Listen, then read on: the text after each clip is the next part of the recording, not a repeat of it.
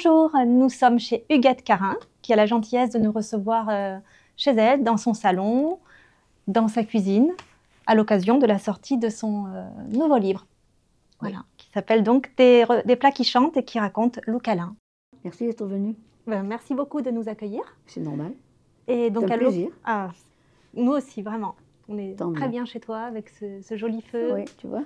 Il fait bon vivre, il fait bon manger chez toi. Il fait bon manger, oui. Tu connais. Et donc, nous venons à l'occasion de la sortie de ton dernier livre. Oui. Alors, qui s'intitule « Des plats qui chantent et qui racontent Loup Câlin ». Voilà, exact. Recettes traditionnelles provençales.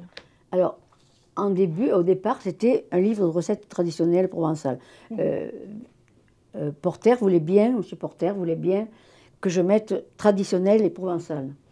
Et comme j'ai voulu mettre des anecdotes du livre d'or et mes histoires par rapport à la recette, donc on a ajouté ça. Mais le premier éditeur qui devait faire le livre m'a dit « J'y crois pas votre histoire, j'aime pas votre livre, j'aime le livre, j'aime les recettes, mais je veux pas que ce soit mélangé les people et les recettes, qu'est-ce que c'est ça ?» Bon, ok, d'accord. Donc on a trouvé une autre éditrice. D'accord. Et c'est parti comme ça. Et des plats qui chantent et qui racontent, je ne trouvais pas le titre. Et c'est Tiki Ferraud, la fille de Louis Ferraud, le couturier, qui m'a dit, ben voilà, il faut mettre ça. Donc voilà, le livre est parti comme ça. Oui. Et donc, dans ce livre, que moi j'ai adoré, parce que c'est aussi bien un livre que tu as dans ta cuisine ou sur ta table de chevet. Oui. Parce que le jour, tu cuisines, et le soir, tu lis une petite histoire. Voilà. Oui.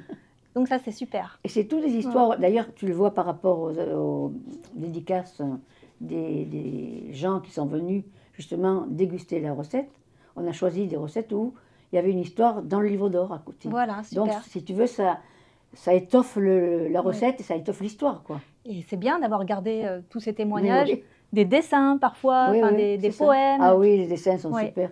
Et est-ce que tu aurais une anecdote à nous raconter par rapport... par exemple, sur le livre, là sur des personnes qui sont venues. Quelle anecdote est-ce que tu choisirais? Une rencontre dans ton restaurant? Une rencontre, ben, écoute, je parle... alors, la rencontre la plus étrange et la plus rigolote, en fait, enfin, j'ai pas ri à ce moment-là, mais c'était celle avec Alain... c'était les écrevisses à la nage. Et c'est l'historien Alain... Je l'ai lu, l'histoire. Tu l'as vu, l'histoire? Mais... Cette histoire est rigolote. Donc, moi, le matin, je pars au marché, je regarde mon livre de réservation, je dis, Alain Decaux. Je dis, oh, c'est pas Alain Decaux, c'est un homonyme, c'est pas possible. Et je pars au marché. Et j'arrive le soir, j'étais partie au marché à Cannes, le poisson, les fleurs, enfin, tout ce qu'on achetait, tous les légumes, les fruits aussi. Et je reviens le soir, et j'étais en nage, j'étais fatiguée. Je dis au chef, écoutez, vous allez faire débarrasser la voiture, parce que je suis trop fatiguée, je ne peux pas. Il me dit, oui, pas de problème. Je vais me changer. Et quand j'arrive, quand je descends, tu connais Loup Câlin, on voit la piscine en bas, pour aller à ma maison en bas, et je vois personne à la piscine. Je dis, quelle chance. Je défais mon jean, j'enlève mon t-shirt, et je plonge dans la piscine pour un peu me rafraîchir. Et je fais une allée, deux allées, et quand je reviens à la troisième, je vois sur le plongeoir, assis, négligemment les jambes qui battent l'air, Monsieur Decaux. Je dis non, c'est pas vrai, c'est bien lui. Alors, je me présente, je dis, Monsieur Decaux, bienvenue à Loup Câlin, je suis Mme Carin. Il me dit, enchantée madame, je suis très contente de vous connaître. Mais moi, j'aime pas tellement nager, je commençais à être fatiguée, je voulais sortir, mais j'étais en culotte, c'était une gorge, alors j'avais peur. Je fais encore un tour, puis je lui dis, Monsieur Decaux, je peux vous demander un service? Il me dit, mais oui, bien sûr, qu'est-ce que vous voulez que je fasse? Que vous vous retourniez, s'il vous plaît, je voudrais sortir. Il me dit, mais qu'est-ce que ça me tienne, sortez. Je lui dis, oui, mais je n'ai pas de maillot. Mais vous n'êtes pas nu? Je dis, presque. Et il me dit, non, non, vous pouvez sortir. Il n'a pas bougé, il n'a pas bronché. J'ai dû sortir comme ça. J'ai pris mes affaires, je me suis serrée contre moi, et je suis partie dans la salle de bain, à la maison. Et je me suis préparée en ronchonnant tout le long. Et quand je suis arrivée à la salle de restaurant pour prendre les bons, les commandes, la salle était pleine, la personne qui m'assistait, Michel, me dit, j'ai pris tous les bons, je t'ai laissé une table. Je dis, ne me dis pas que je m'ai laissé celle de M. Decaux. Elle me dit, oui, c'est M. Decaux que tu vas aller faire. Bon, ok, alors j'y vais. Je dis, bonsoir M. Decaux, bonsoir Mme Carin. Et il était accompagné de plusieurs personnes. Mais vous connaissez Alors il dit, oui, oui, nous avons fait amplement connaissance à la piscine. Déjà. Alors je prends les bons, et quand j'arrive à M. Decaux, je lui dis, qu'est-ce que vous avez choisi? M. Decaux, il me dit, les écrevisses à la nage. Alors je lui dis, mais il y en a pas sur elles ne sont pas sur le menu. Et il me dit, mais oui, je les ai vues tout à l'heure à la piscine. Là, j'ai capté, j'ai dit, bon, ok. Je dis, non, monsieur, ce soir, nous n'avons pas ça. Vous l'avez mal vu. Et voilà, donc il mange, et puis il m'invite après au salon. C'était une très agréable soirée. Et le lendemain matin, quand j'arrive à la réceptionniste est déjà là, et du plus loin qu'elle me voit arriver, elle me dit, dis donc, toi, copine, qu'est-ce que tu as fait avec M. Decaux cette nuit? Je dis, pardon. Elle me dit, oui, oui, tu as fait des choses, il a écrit sur le livre d'or. Je dis, non. Et en fait, sur le livre d'or, il a mis, je me souviendrai, Huguette, de cette première nuit à Cotignac. Alors, ça prêtait un peu à confusion, c'est vrai, mais bon. Il est allé jusqu'au bout, franchement. Hein. Il n'a pas démordu. Alors, voilà l'anecdote que je trouve un peu donc, piquante. et dans le livre, on peut en découvrir plein. Oui. Donc, parce que tu as créé cet hôtel-restaurant Loup Calin. Oui. Et tu en as même créé un aux États-Unis. Oui. Donc, tu as fait connaître la cuisine provençale aux États-Unis. Alors, ça, c'est parce que c'est à l'époque de Joe Dassin. Quand Joe Dassin venait à Cotignac, il venait à Loup Calin. Il n'allait plus dans les hôtels quand il y avait des galas sur la côte. Il venait carrément à Loup Calin. Et il me disait toujours, oh, j'aime ce restaurant, on va en faire un à Palm Springs. Palm Springs, c'est à 200 km de Los Angeles. Et c'est là où il a sa maison et où sa maman avait sa maison aussi. J'ai dit, ok, d'accord, on fera un restaurant tous les deux. On met ça en train et voilà qu'il meurt. Et j'ai dit, bah, je vais le faire quand même. Donc je l'ai fait quand même. Sa maman était là-bas, elle m'a beaucoup aidée parce que j'habitais chez elle. Je parlais pas un mot d'anglais. Donc j'ai fait Loup Calin tu as relevé le défi. J'ai relevé le défi, oui. voilà. J'avais dit 5 ans, je suis restée 6 et puis je suis revenue, voilà. Et après, tu es revenue sur tes terres natales. Sur mes terres natales. Et Madame Dassin me disait, tu ne feras pas des anchois aux Américains, tu leur feras pas de l'ail, ils n'aiment pas ça. Mais quand on est arrivé là-bas, le chef, j'avais un très bon chef, il me faisait des petits choux, et dans les choux, on mettait de la tapenade provençale. Et les clients adoraient ça. Mais moi, je ne parlais pas anglais. Alors quand elle était là, je lui disais, Bi, les clients là-bas veulent la recette de l'anchoyade. Elle me disait, c'est pas vrai, tu me fais marcher. Non, c'est vrai, je t'assure, va leur donner la recette. Alors, elle n'en croyait pas ses yeux, mais c'était bon, ils aimaient. Et oui. C'est pas parce que c'est de l'ail ou d'un choix, bon, c'est bon, quoi. Alors, pour parler de ton parcours, toi, donc, comment est-ce que tu as appris la cuisine? Alors, moi, j'habitais ici. À la guerre, en 1944, mes parents, on habitait une ferme dans le Bessillon. Le Bessillon, c'est la montagne qui est derrière Cotignac. C'est la plus haute du Var. C'est là qu'on avait mis la vigie pour les incendies de forêt. Donc, elle est assez haute. Et on habitait là, mais les Allemands ont été dénoncés parce qu'on abritait les maquisards. D'accord. En fait, on avait dans la maison tout leur appareillage, les mèches pour faire sauter les trains, les explosifs, leurs habits, parce qu'ils ne pouvaient pas les laisser dans le Bessillon. Quand il pleuvait, tout aurait été mouillé. Et ils venaient régulièrement manger à la maison. Et on a été dénoncés, et les Allemands sont venus, et ils ont brûlé la maison.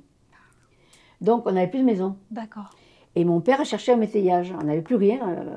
Donc, il l'a trouvé ici, à Théris. Donc, je le revois encore à 10 ans, avec mon frère qui avait 9 ans, une petite sœur qui avait 6 ans, arriver ici et découvrir Théris, c'était un enchantement. Et on est resté ici, et moi, j'y suis toujours. Donc 44 jusqu'à maintenant. Entouré de vignes. Entouré de vignes. C'était comme ça, et ça l'est toujours aujourd'hui. C'est ça. Et donc là, j'ai dû cuisiner, parce que maman est morte, elle avait 37 ans, j'avais 16 ans, et je me suis retrouvée avec une famille de 6 personnes, 7 même, et il fallait bien cuisiner, donc je me suis mise à la cuisine. Mais j'aimais ça, maman m'avait déjà mis le pied à l'étrier. Oui. Parce qu'elle, elle n'aimait pas trop. Moi, je n'aimais pas aller dans les champs, elle aimait aller dans les champs. Alors, on échangeait, moi j'étais restée en cuisine, elle me faisait des listes, et je cuisinais, et j'ai beaucoup aimé tout de suite. Puis je me suis mariée, j'avais à peine 17 ans, et ma belle-mère avait l'hôtel du Cours à Cotignac. Très bonne cuisinière même, Karen. Très très bonne, renommée. Et elle a vu que j'aimais ça, et elle m'a mis aussi avec elle le fourneau. Elle me faisait faire plein de trucs que j'aimais faire. D'ailleurs, j'en parle là dans le livre. Parce que tu rends beaucoup hommage aux femmes de ta vie. Oui, aux femmes de ma vie. Tes grands-mères. Ma mère, ma belle-mère. Voilà. La grand-mère, enfin la belle-mère de ma belle-mère, non, la mère de ma belle-mère qui cuisinait bien aussi. Et ces recettes sont toutes des recettes de famille, mais qui sont du terroir. On n'a rien inventé. Ou des recettes que tu as appris. Alors, il y a mes coups de cœur. Voilà. Il y a mes coups de cœur là-dedans. Parce que, par exemple, les moules farcis viennent de Sète. Oui. Et là, je revenais de faire une cure, c'était après la saison, j'étais fatiguée. Donc, je revenais de faire la cure avec mon mari. Et on s'arrête à Sète pour manger. Et on voit un restaurant qui s'appelle La Vigie. Et on regarde le menu et je vois moules farcis, sauce aioli. Je dis, tiens, c'est bizarre ça. On va rentrer, je vais goûter ça. Effectivement, et je suis charmée. Enchantée de ces moules, très bon. Et depuis, c'est mon plat préféré. Je dis toujours, mon premier plat, c'est celui-là. Celui que j'aime le plus. Et que ma famille aime le plus. C'est bien simple. Maintenant, aux anniversaires, on ne fait plus de cadeaux, on fait les moules farcis. Ah, d'accord. Voilà, tu vois à quel point. Ouais. Donc, on rentre, on commande, et je mange ces moules farcis. Et quand la dame vient me voir, la dame qui nous servait, je lui dis, madame, c'est le chef qui a fait ça. Elle me dit, oui, c'est mon mari, il est le chef de cuisine. Je lui dis, vous croyez qu'il me donnerait la recette? Elle me dit, oh non, il n'a jamais voulu la donner à personne. Ok. Elle me dit, je lui dis, mais il ne ferait pas une exception? Elle me dit, écoutez, il arrive, il fait le tour des tables, demandez-lui. Donc, effectivement, le monsieur arrive et je le félicite et je lui dis, vous me donneriez la recette? Il me dit, ah non, madame, jamais. Et si vous aviez un restaurant, vous me feriez concurrence? Je dis, justement, j'ai un restaurant. Ah, vous voyez? J'ai écouté, oui, j'ai un restaurant, mais il est très loin. Je ne pense pas que ça vous ferait concurrence. Il me dit, vous êtes d'où? De Cotignac. Cotignac? Mais je passe tous les samedis à Cotignac. Je dis, pourquoi faire? De 7. De 7. Ouais. Il me dit, oui, mais je suis de la Verdière. Mon mari qui dit, mais moi aussi, je suis de la Verdière, je suis là-bas. Ah, il dit, mais alors, il faut que je la donne, cette recette. Et voilà pourquoi j'ai la recette. Voilà, mais à chaque fois, donc, comme tu rends hommage à toutes ces personnes, elles sont toutes citées. Toutes citées, oui. Et voilà. D'ailleurs, ce monsieur, je ne l'ai pas averti, je ne sais pas si... J'espère qu'il est encore en vie, mais j'espère qu'il appréciera, qu'il ne sera pas mécontent. Oui. Et dans ton livre, la préface est donc écrite par le chef... Alors, par Bruno, mon ami Bruno, voilà. qui est décédé hier. Alors ça, c'est une grande tristesse. Oui. Je l'ai vu il n'y a pas longtemps, puisque je suis allée chercher la préface chez lui. Et j'ai appris hier qu'il était décédé. Oui.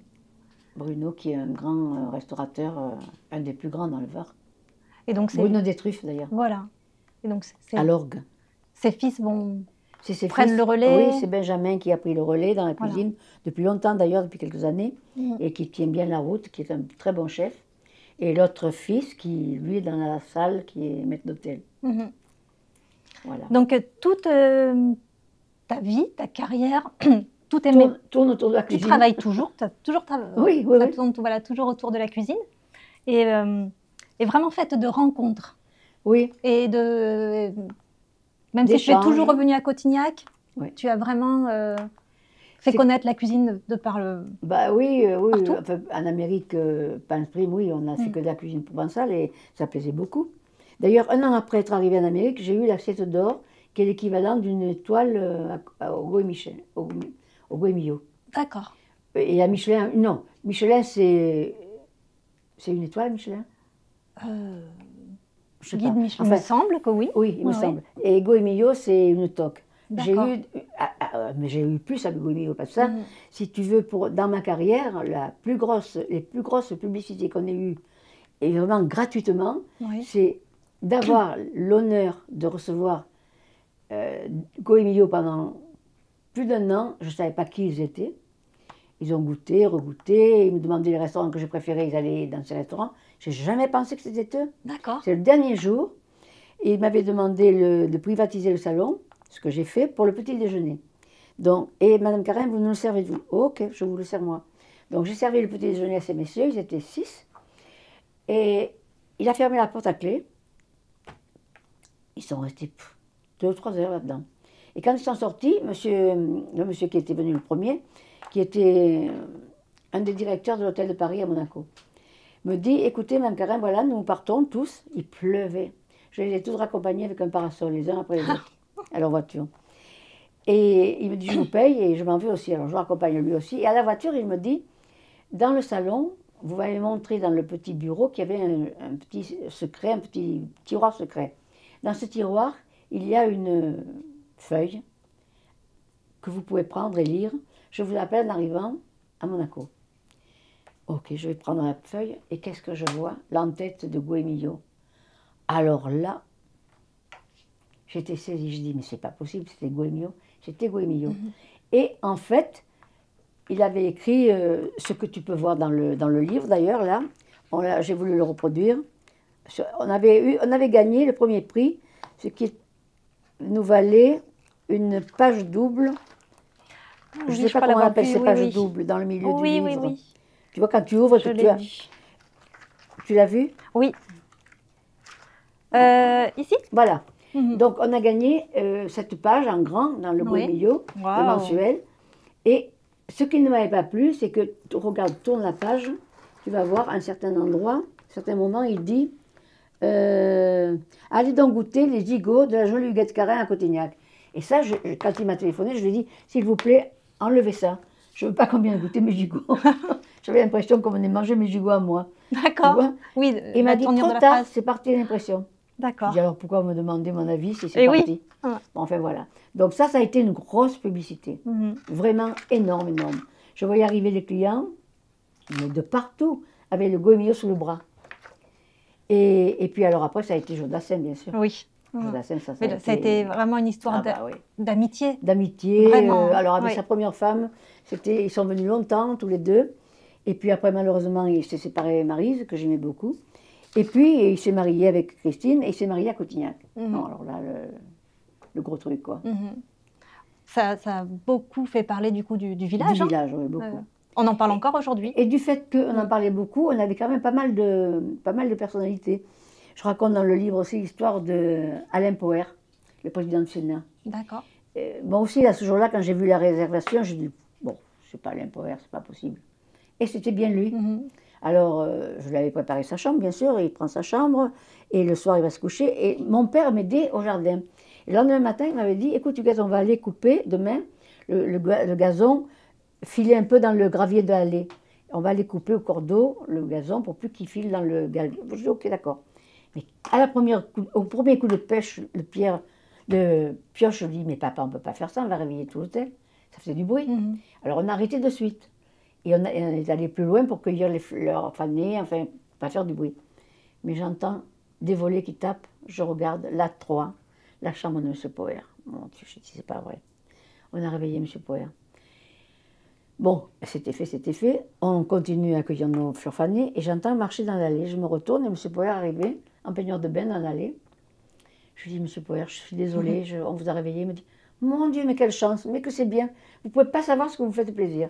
Je dis, mais c'est pas vrai, vous êtes sérieux là? Il me dit, oui. Mais il me dit, je vais vous demander un service. Je vais venir vous aider. Nous aider? Oui, je vais venir vous aider à travailler dans le jardin, je vais travailler avec vous. Ah bon? Mais comme vous voulez. Et il me dit, mais à une condition, que vous me fassiez le même petit déjeuner que vous avez eu hier matin avec votre papa. Moi, j'étais à côté, je mangeais mes croissants, mes brioches, mes confitures, mon beurre, mon thé, mon sempiternel thé et mes sempiternels petits déjeuners. Mais vous, je vous voyais manger l'omelette à l'oignon, les saucissons, et je veux ça. Eh bien, je dis, ok, je vais vous faire l'omelette à l'oignon. Je suis partie en cuisine, et il a déjeuné avec nous.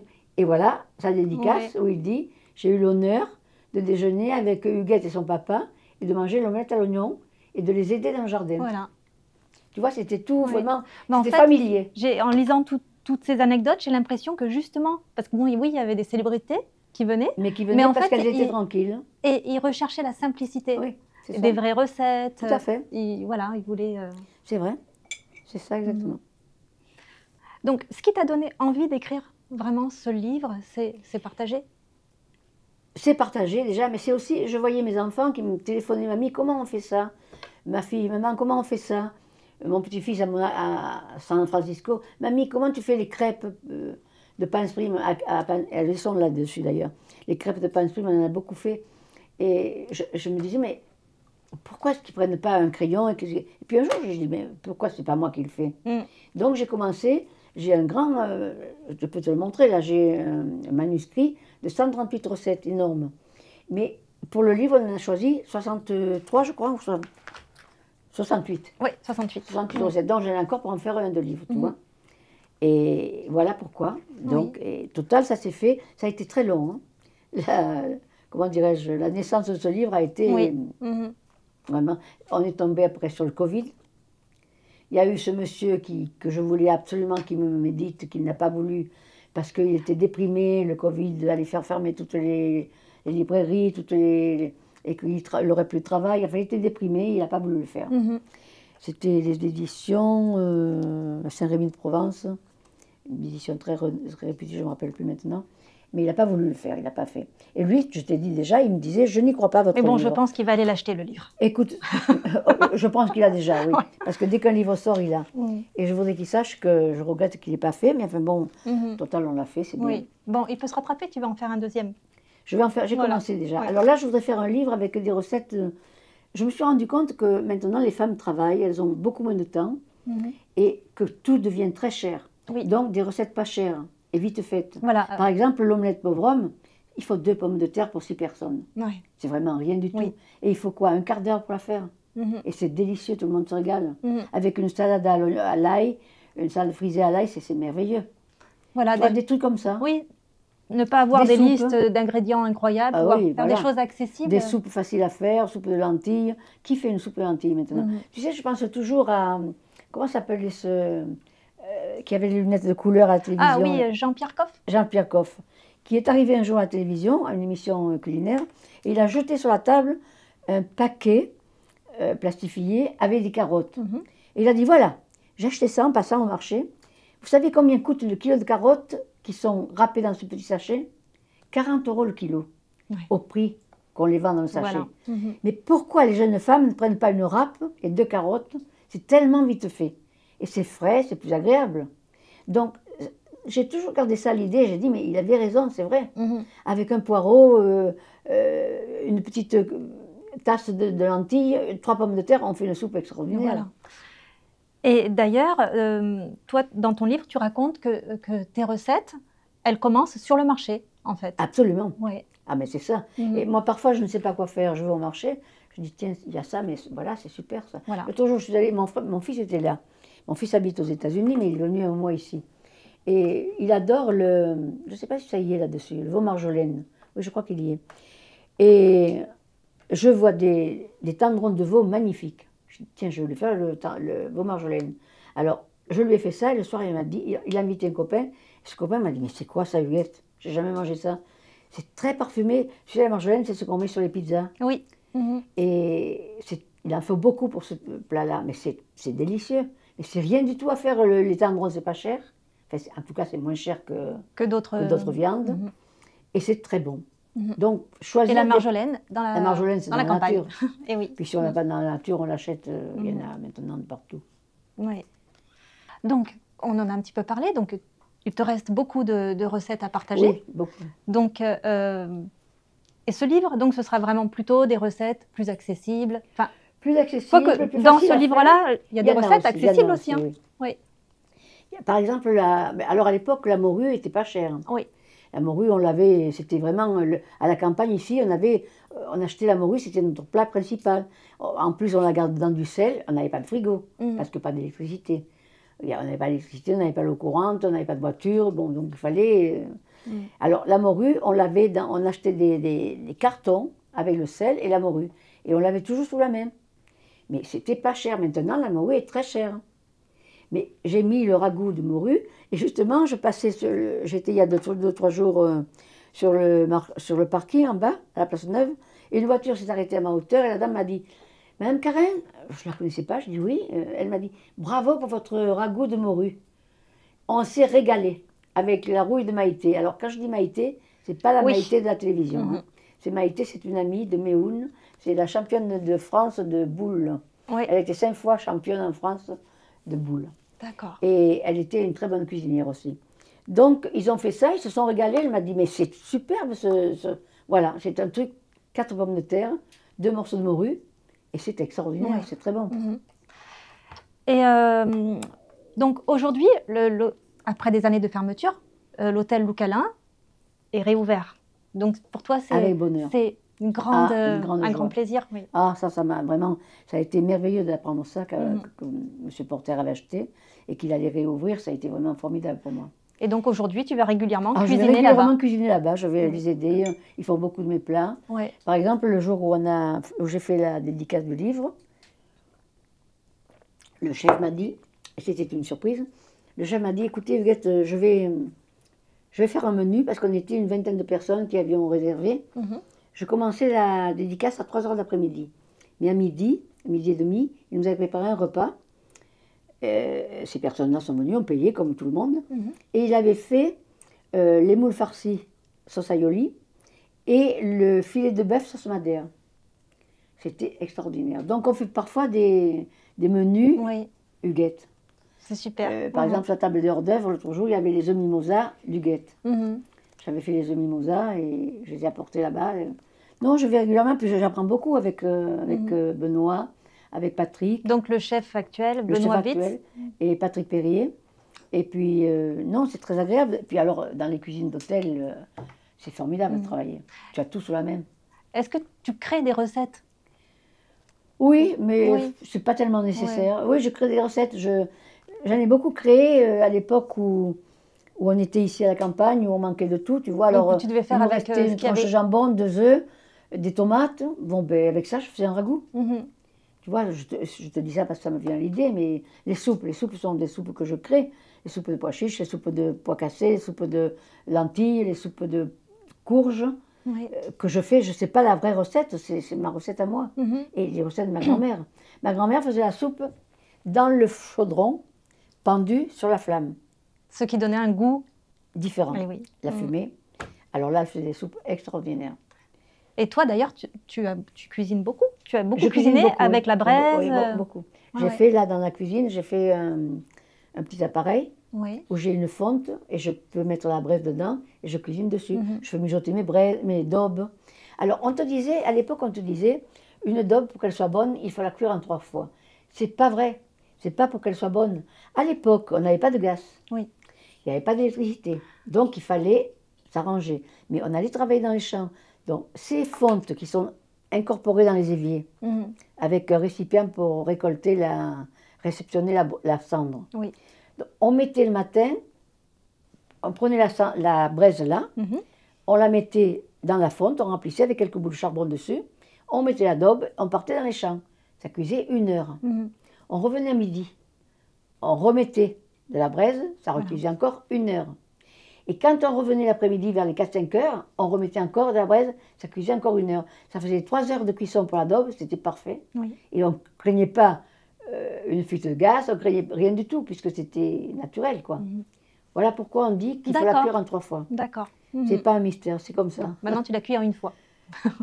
Non, souvent je la cuis. Souvent tu fais quand même comme ça. Je fais quand même, oui. Je ne sais pas pourquoi, parce que je crois que c'était l'habitude aussi. Voilà, et par souvenir. Souvenir, respect pour les ta aïeux. famille, voilà. D'accord. Non, non. Bon, vraiment, dans tous les cas, je peux que recommander ce livre.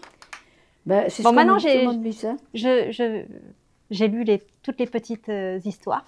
Il y en a quasiment une à chaque page. À chaque page. Et les recettes qui sont super bien expliquées, qui donnent envie, quoi. Alors, les recettes, elles n'ont pas, par exemple, Patrick Perrier me disait, mais pourquoi tu ne mets pas un oignon et le pois à côté? Je dis, mais non, attends, un oignon, c'est un oignon. Oui, toi, tu as voulu montrer la recette, le plat. Un oignon, c'est un oignon, on ne va pas faire un oignon de... Je ne sais pas comment il peut peser un oignon, mais on ne va pas faire ça. Et d'ailleurs, là, on voit l'omelette du pauvre homme qui est... Voilà, elle est là, oui. Et ça, c'est vraiment provençal? Ou c'est... Je ne sais pas si c'est provençal, mais moi, ma grand-mère qui était italienne, avait amené la recette d'Italie. Et d'ailleurs, dans l'histoire, j'explique, je lui disais, mais pourquoi du pauvre homme? Elle est si bonne. Et alors, elle me disait, parce qu'on n'avait même pas d'argent pour acheter des œufs. Donc, on faisait une omelette sans œufs. Et elle est délicieuse, cette omelette. Elle accompagne le poisson, elle accompagne toutes les viandes. Elle peut même faire un repas complet avec une bonne salade. Ça, c'est une salade de Palm Springs. Ah oui, délicieuse. Salade de poulet de Palm Springs. Elle est très bonne. Je la servais beaucoup à Palm Springs. C'était mon chef qui la faisait. La soupe au pistou. La soupe au pistou. Ta fameuse soupe au pistou. La fameuse soupe au pistou. Alors, la soupe au pistou Et là, tu as l'anecdote de M. Marcel Landowski, qui était un ami, un ministre de la Culture, ministre de la Musique, un grand musicien qui nous a quittés maintenant, mais qui venait, il me téléphonait de Paris, il me disait, Huguette, j'arrive, préparez la soupe au pistou. Ah oui. Et pour faire un petit lien avec la musique, tu as beaucoup cuisiné pour les studios Miraval, Miraval. le studio Miraval. Alors, ça, voilà, ça a été encore... alors, moi, je dis, on a profité des 30... Comment on dit, les 30... Glorieuses. Glorieuses. Peut-être on en a profité, sûrement même. Mais on a quand même eu la chance. Moi, j'ai ouvert en 71. Et en 76, Loussier a ouvert le château Miraval, a ouvert le studio. Mais lui, il n'avait pas de chambre. Donc, les équipes, pas les équipes, mais les musiciens, les musiciens qui venaient enregistrer dormaient chez moi. Et ils dormaient dans la journée, parce qu'ils vivent à l'envers, ces gens-là. Et la nuit, ils travaillaient peut-être pour le bruit, pour le silence, je ne sais rien. L'inspiration. L'inspiration, peut-être, oui. Ils travaillaient la nuit à Miraval.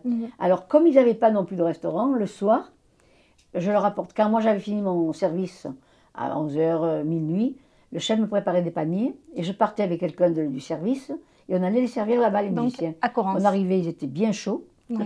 Ah oui. Parce qu'il y avait le vin à volonté là-bas. Oui. Et on passait des moments incroyables. Mais tu faisais des journées incroyables de travail. Non, mais ça c'est... Quand je pense maintenant que tout le monde rouspète pour les heures, pour faire 1 heure de plus dans le mois, tout le monde rouspète. Mon Dieu, mais nous, on parlait l'autre jour avec un ancien serveur qui était chez moi. Il m'a dit, mais tu te rappelles, on commençait le matin à 9h et on finissait à 2h du matin et on disait rien. Et on avait un salaire pas mirabolant, hein, un salaire... Mais vous faisiez quelque chose que vous aimiez. Voilà, on aimait et puis on ne regardait pas aux heures. Moi, j'ai jamais regardé aux heures.